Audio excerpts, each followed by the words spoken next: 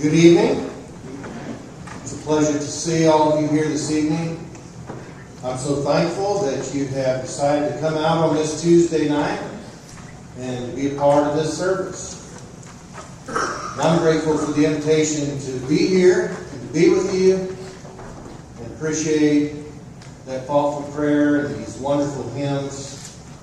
The time we've set aside to reflect and be blessed from God's Word. Revelation chapter 7 and verse 13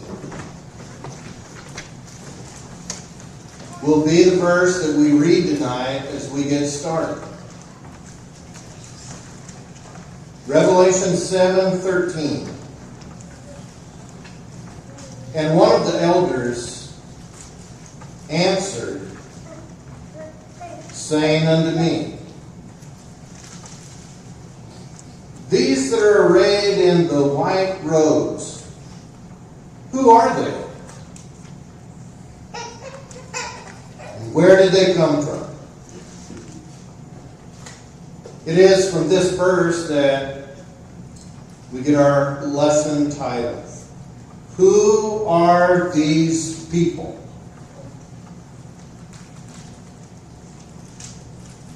An American journalist by the name of Joel Stein, who's written for newspapers like the LA Times, wrote the following.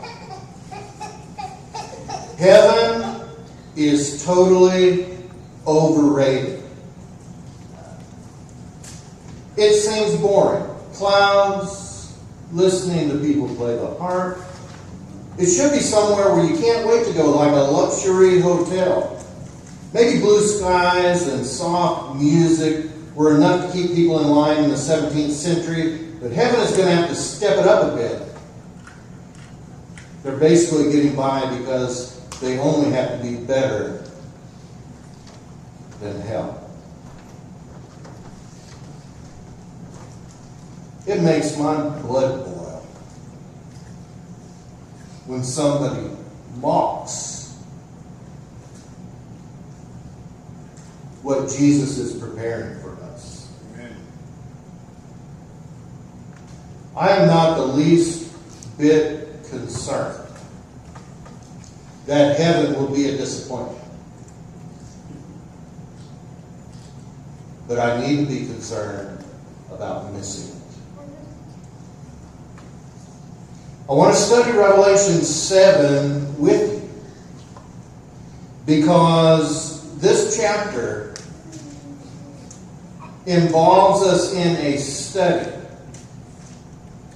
to answer the question found here in the text. Who are these people? Revelation 7 revolves around two groups of people. First, a numbered group, 144,000, and then a group that can't be numbered, about whom this question is asked. Who are these people? And as we study this chapter and answer that question, I think it will do nothing but thrill our souls. So first, what I would like to do is talk about Revelation chapter 7, where it fits here, how it flows in the sequence of visions in this book. Just a brief comment to kind of get our minds oriented about where this chapter fits. I think it will be helpful. And having done that, we'll summarize it and then look at it a little closer.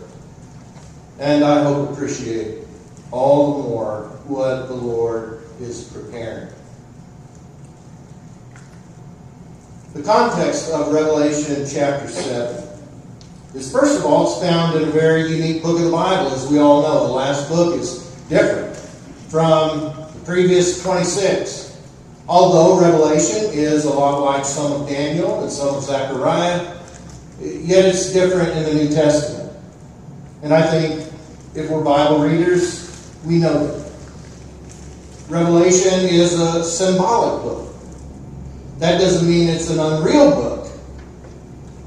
But the message is contained in a very unique format. Think parables. Jesus tells a story. He tells a story about a man who had 2 sons, and one goes into a far country. And he lives his life in a wasteful and reckless and sinful way, and then he comes to himself, comes home to his father. Nobody reads that and says, now who was the father? Like literally in that land. Who was that boy? What was his name? And you would say, no, this is a story. Oh, it's not true? Well, the message is true, conveyed in a story. We all get that. Think Revelation, think parable, but something far more intense and odd or strange or unexpected. I like to say that Revelation is what we would call a book with special effects before there were special effects. If we were watching a movie of Revelation chapter 7, it'd be wild, as well as the other chapters, with a dragon and monster and frogs and wars. So it's verbal special effects for pictures and words. So that's kind of just getting a hold of something of what we're going to read here. It's going to be very symbolic, but real in its message. So as we look here at chapter 7 itself, chapter 7 is what we could call an interlude. What does that mean? Well, you've been watching probably a show, and somewhere along in the progression of the show, there's a flashback. So you go back in time to where this character was a child, and you learn some important details that help you in the show. So you don't have any problem pausing in your mind the plot line, going back in this flashback, picking up some information, and then you come back to current time and continue with the show. Revelation chapter 7 is like that. There has been a sequence of visions in the opening of the seals. This is all set up in chapters 4 and 5, where there's this scroll in God's hand, and the Lamb, Jesus, is able to take that scroll and tell us what God knows. And with each breaking of the seal and unrolling and revealing, that reveals different visions. First of the 4 horsemen, then the souls under the altar, and finally the 6th seal is broken, revealing the Lord's response to the murder of his people. He's upset. And before the 7th seal is open, pause, we have a flashback. Well, really, it's not a flashback. I call it a flash up, because we're not going back in time so much as we're getting a preview of how God is seeing all of this that's going on in real time. So chapter 7 is an interlude. It's a pause in the visions, and it gives us some more information about the storyline that's helpful to know. That is some things from God's perspective. That's what Revelation 7 is. And it must be appreciated in terms of where the pause takes place.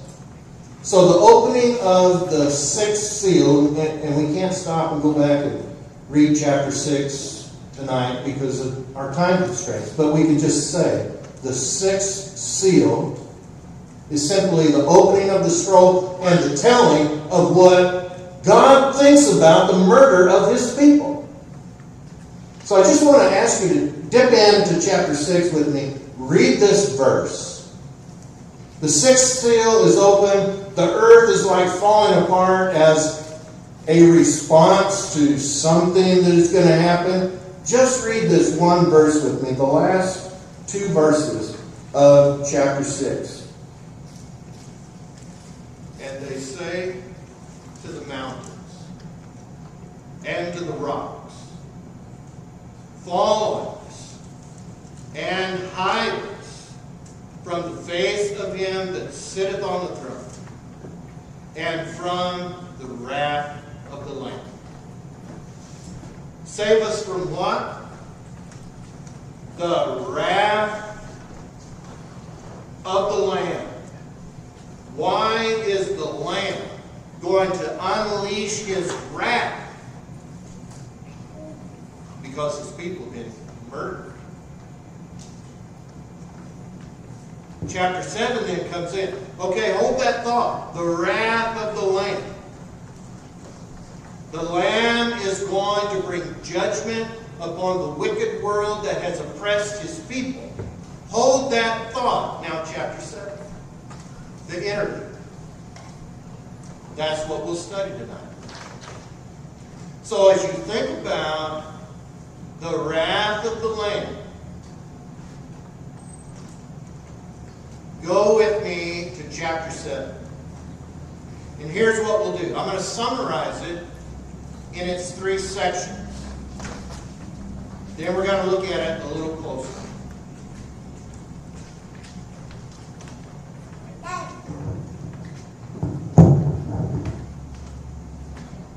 Revelation chapter 7, summarized, is as follows.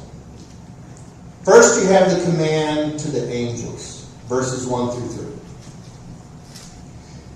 Then you have the numbering of those who are sealed, stamped or authenticated as servants of God. That's verses 4 through 8.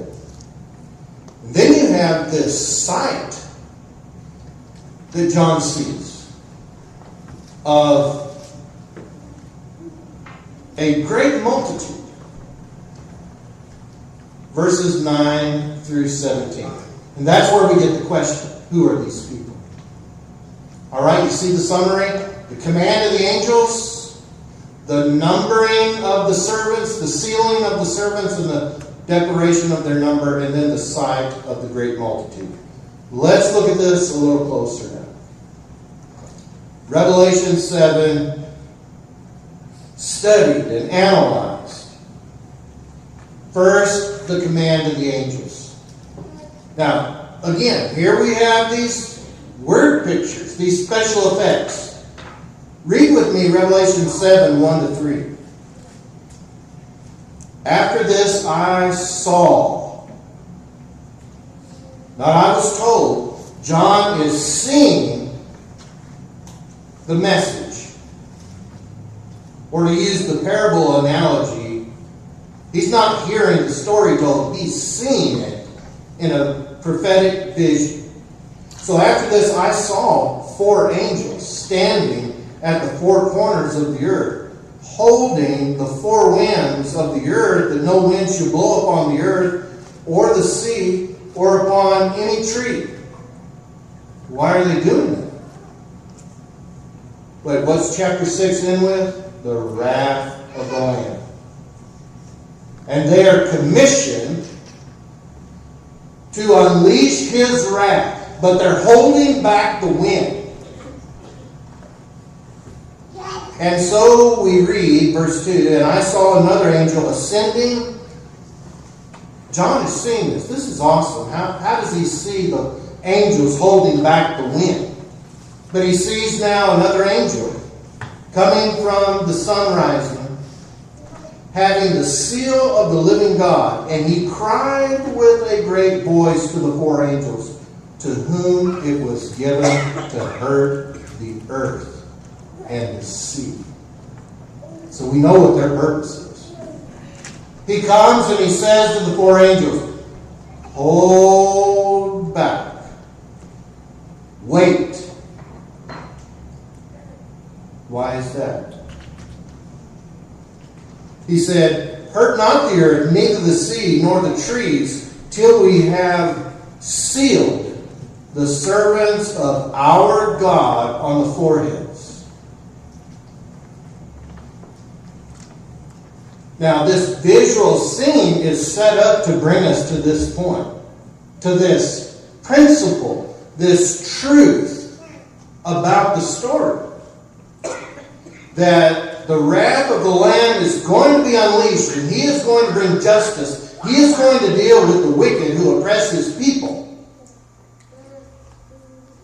But the wrath of the Lamb is so fierce when it is unleashed,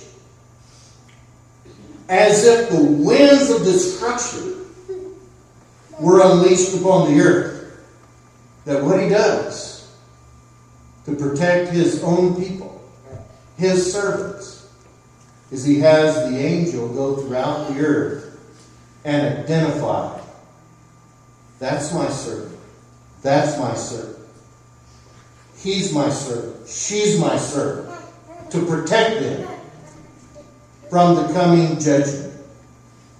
It has to remind you maybe of 2 Timothy chapter 2 and verse 19. The Lord knows those who are His. So that's the command. Punishment is coming. God's servants will be delivered. Let's look a little closer at then the sealing or the authentication of the servants. Summarizing verses 4 through 8, we find John hears the number. Look at verse 4. And I heard the number of them that were sealed. Now, why does John hear the number?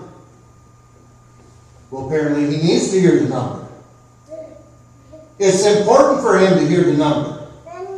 And apparently, now, the angel has done what he was commissioned to do. He's found every single servant of God. And they have been sealed. Or they have been hand-stamped. They have been forehead stamped. They have been identified as servants of God. Now, this is not suggesting that sometime in the future or at the judgment day that people are literally going to have stamps on their foreheads. Any more than in this passage, we should take away from it that there are literally four corners of the earth.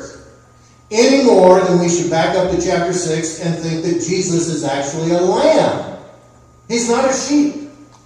So remember, this is full of figurative or symbolic language.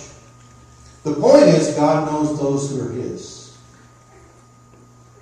And from verses 4 through 8, there's an entire section to emphasize this, that God knows exactly everyone down to the last number. So let's talk about it. It raises an interesting question. Well, who are these people, the 144,000? As this angel goes throughout the earth and authenticates God's servants, they are identified as 12,000 people from 12 tribes of Israel. When you do the math, it's 144,000, just like we're told. So who are these people? Well, just on the surface of the text, they're people who are being protected from an environment where there's going to be unleashed destruction. So they're being protected. Does this number represent a literal number of people that are eventually going to go to heaven or something like that? No. And let me just briefly mention a couple of observations that will help us step back a minute and remember. The number is as symbolic as the stamping of their foreheads, or the four corners of the earth, or Jesus being called a lamb. All of that is giving us an impression of certain truths. But how do I know this number is not a literal number? One, I can look at numbers in Revelation and see they're used figuratively. But in addition to that, I read this list of tribes. And the list of the tribes itself, if I was an Old Testament Bible reader, would seem a little bit different. Why is that? Well, I read this list of tribes and I'm saying to myself, now, where's the tribe of Dan? That's not in the list. Where's the tribe of Ephraim? Not in the list. verse 8, the tribe of Joseph. Well, that wasn't a tribe in the Old Testament because Joseph, based upon his experience, was really given two tribes, or his sons were elevated to an equal status with their uncles. And Ephraim and Manasseh, the sons of Joseph, became the names of tribes. So there was literally no tribe of Joseph. And two of the literal tribes are not found here. This list is almost coded in such a way to say, this is not a literal list. We could add in some interesting details from Galatians chapter 3 and also Galatians chapter 6, where Paul says, you know what? If you are belonging to Christ, you're Abraham's seed, even if you're a Gentile. Once we get past the cross, there is no literal Israel as a body of people physically descended from Abraham who are identified as the servants of God. Those who are the servants of God are spiritual descendants of Abraham because they have the same kind of faith, Romans chapter 4.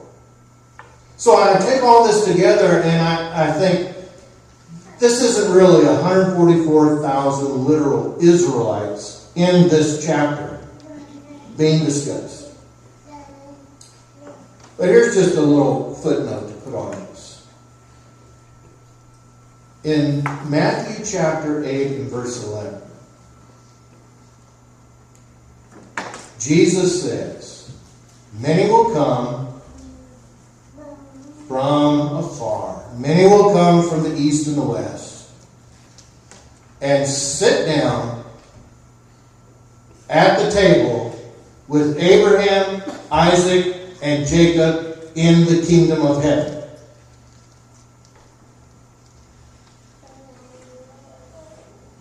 What did Jesus say? Well, folks are going to be with Abraham in heaven. How odd would it be if we were to take this list as literally representing those who eventually go to heaven? How odd would it be that these people in this list, if literal, are from the 12 tribes. And let me ask you, what tribe was Abraham from? He lived before the tribes. Wouldn't it be an odd thing to say this represents the literal list and it wouldn't even include Abraham in heaven? Of whom Jesus says, he will be there, Matthew 8:11. So there's all kinds of things to take into account to say, let's not press this number beyond what was intended. Here's the message of verses 4 through 8. God knows who his people are. And those who are still living upon the earth and living in an environment where there's going to be punishments and destruction, eventually the judgment day, God always knows who are his and will protect his people from the wrath that is coming. The wrath of God. This number, though, is significant. While we have to spend, because of the modern environment and the confusion about it, we have to spend some time talking about what it doesn't mean. But this number is significant because it really sets up the rest of the chapter. There's the number of God's servants who are sealed and protected. I heard the number, John says. How does verse 9 begin? And then I saw a great multitude that what? No man can number. That's what the 144,000 does effectively, positively in this chapter. It sets a contrast between what John now sees. So let's talk about verses 9 through 17. In so doing, we'll kind of segment our study of these verses by thinking about what John sees, what he hears. Let's listen. What does he hear? And what he learns. What does John see? I like how he expresses this with such emotion and awe. After these things I saw, and behold. Now, we've read that word in the Bible, right? Thousands and thousands of times, and we read over it and are unimpressed by it, probably. But what does that word mean? Whoa! I'm telling you, whoa! Look! Lo! I saw a great multitude.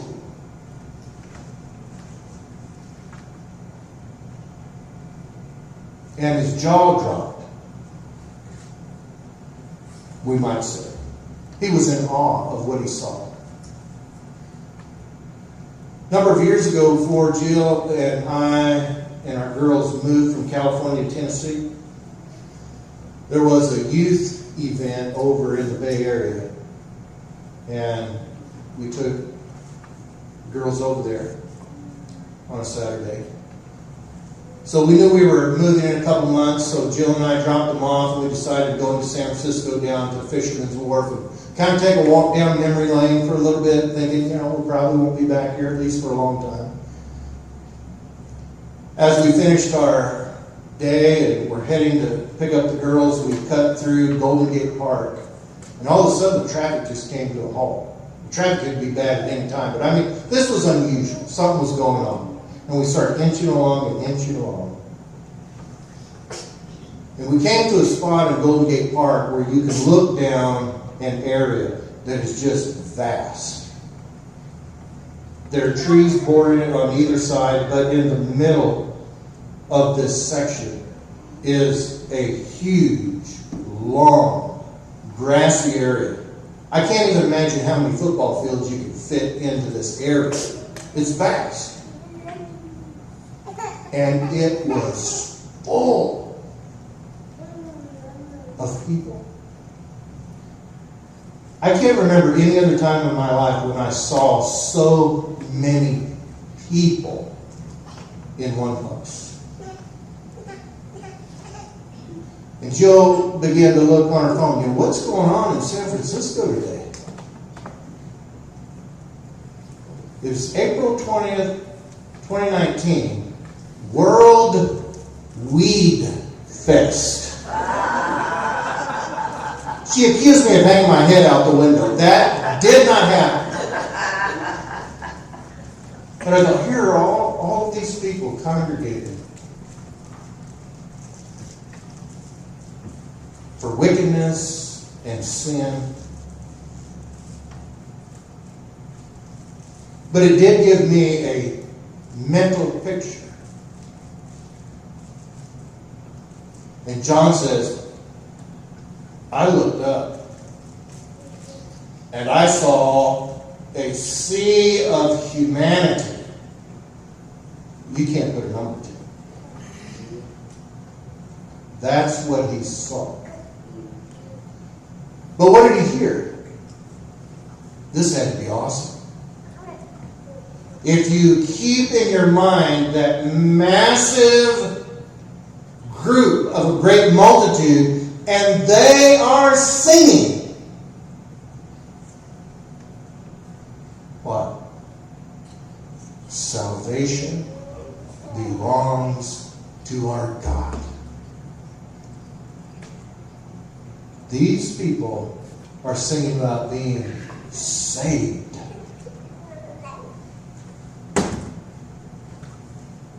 And what will we say? Just trying to wrap our minds around the way we express things, even using numbers figuratively. We might say millions and millions of people are singing. Salvation belongs to our God. And he hears that. That had to be awesome. But then we get to this amazing additional detail. Look at verse 11. And all the angels. What did Jesus say? Peter, I don't need anybody defending me. I can call what? 12 legions of angels. I don't know if that was all of them. I don't know if it was who's on call. I don't have any idea. The number in a Roman legion could change depending on the era. But even if you were to estimate 6,000 in a legion, that's 72,000 angels.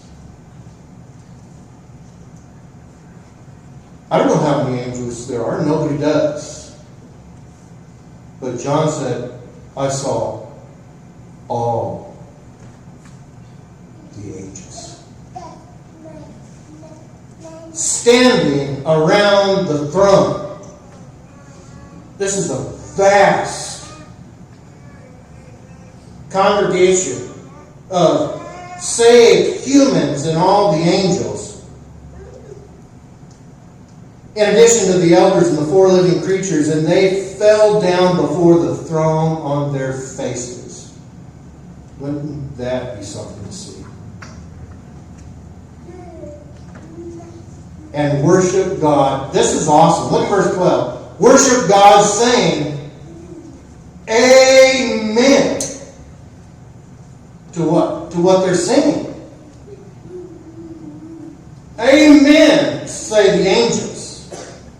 Blessing and glory and wisdom and thanksgiving and honor and power and might be unto our God forever and ever. Amen. One of the angels answered, saying unto me, these who are arrayed in white robes, who are these people? Who are these people? That's our question. Where'd they come from? And John says, we might paraphrase, you know better than I do. Who are these people? These are the ones who come out of the great tribulation. Millions and millions, we might accommodatively say. Don't think they've had it easy. Don't think they made it to heaven because they didn't have a hard time. These are the ones who have come out of the great tribulation, which is not some kind of end of time, limited period. This is the hard times going back to the first century. This is life in a wicked world. This is being oppressed. This is what Peter talked about, the suffering that people face.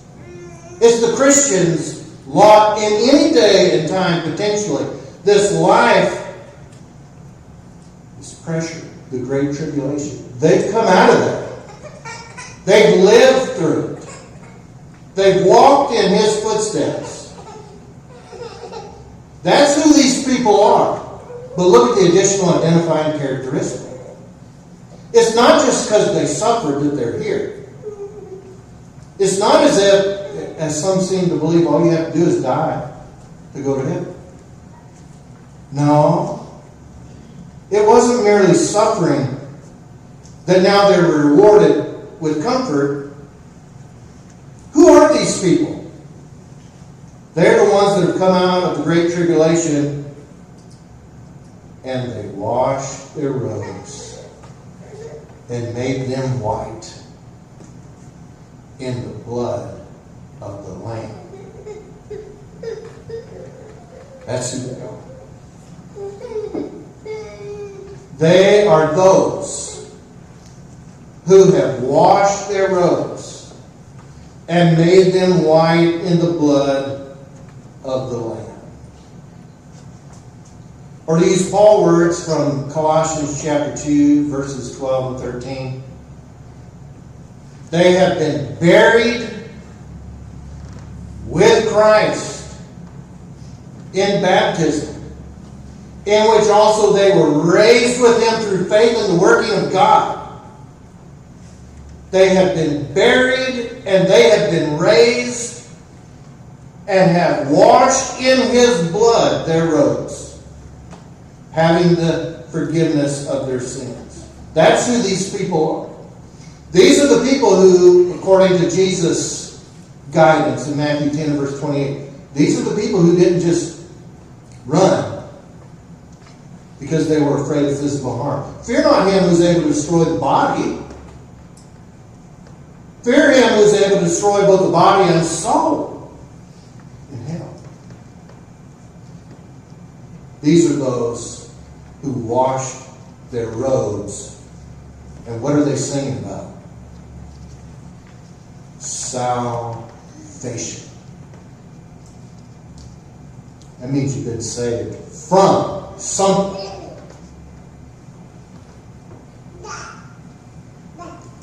In 2017, I traveled to an area about an hour north of Berlin to visit one of the German concentration camps.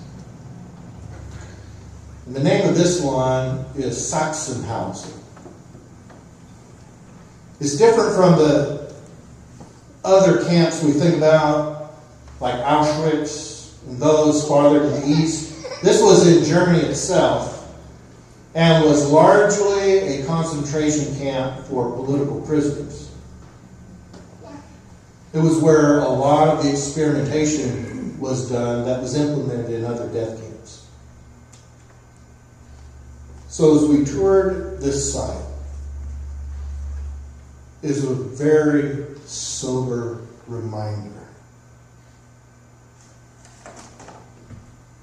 of the reality of evil and the horrific things people have experienced. They would have people, prisoners, test footwear. So they were trying to develop different types of boots for their soldiers and different materials for the soles of the boots. So they needed them tested. They had a track, an oval track, in the center of this concentration camp. And every so often the type of surface would change so that the boots could be tested on different types of surfaces and assessed for wear. And so prisoners would be forced to march the equivalent of marathons. And as you can likely guess, they're already malnourished. And if they quit, they would be killed. Sometimes they would be given boots that were too small, just for the torture. To another side in the camp, there was a medical clinic, not for helping anyone who was sick, but for experimentation on prisoners. But there was one part of the camp that was walled off from the rest of the camp. It was kind of like the concentration or an area of confinement, like solitary confinement. For prisoners they felt were giving them special trouble.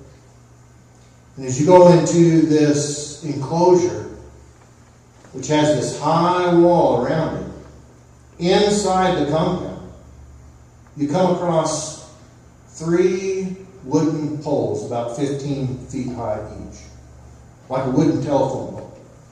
And at the top of these poles was an iron spike driven into the top. And to punish certain prisoners, they would tie their hands behind their back and they would suspend them from those poles with their hands behind their back. Of course, their arms would be ripped out of socket and they would scream.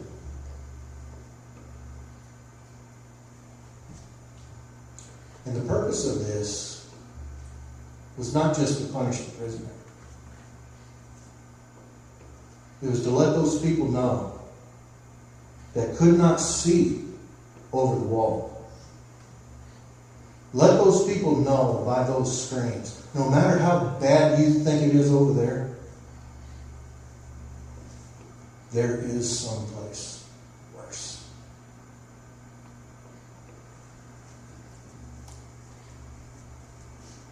God, in His Word, in this passage, acknowledges that His servants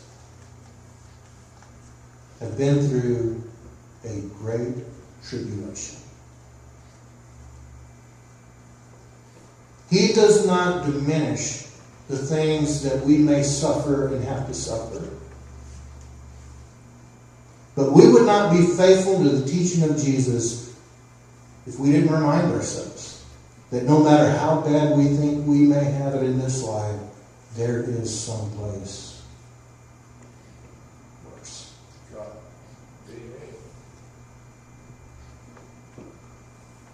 And what are these millions and millions of people who came out of hard times? What are they saying about? We've been rescued. How?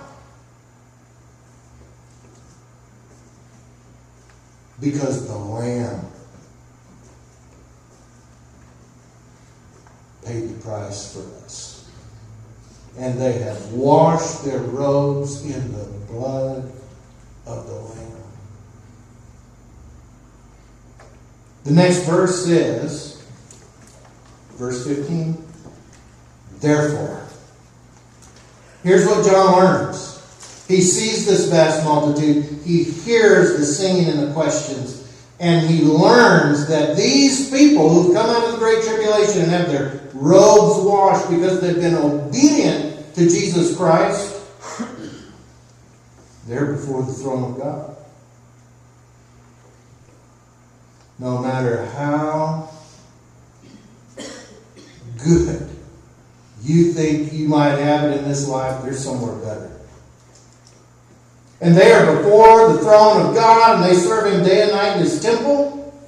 And He that sitteth on the throne shall spread His tabernacle over them. They shall hunger no more, neither thirst any more. Neither shall the sun strike upon them, nor any heat. Not an ounce of displeasure or discomfort. Nothing but peace and joy. For the Lamb that is in the midst of the throne shall be their shepherd, and He shall guide them unto the fountains of the water of life. He cares and He's concerned. He's going to make sure everything is provided for and taken care of. What about these people who've come out of the great tribulation? What does John learn? And God shall wipe away every tear from their eyes.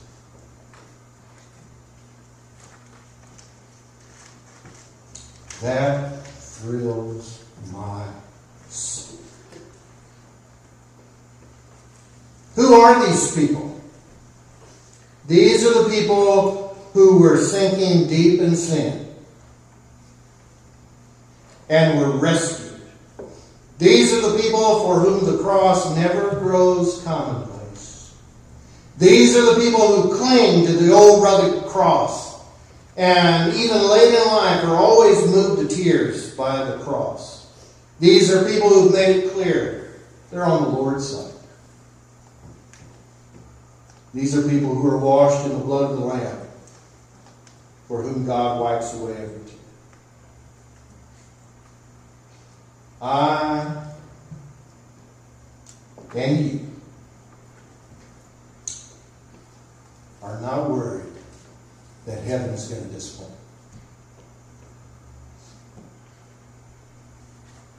But we need to do everything we can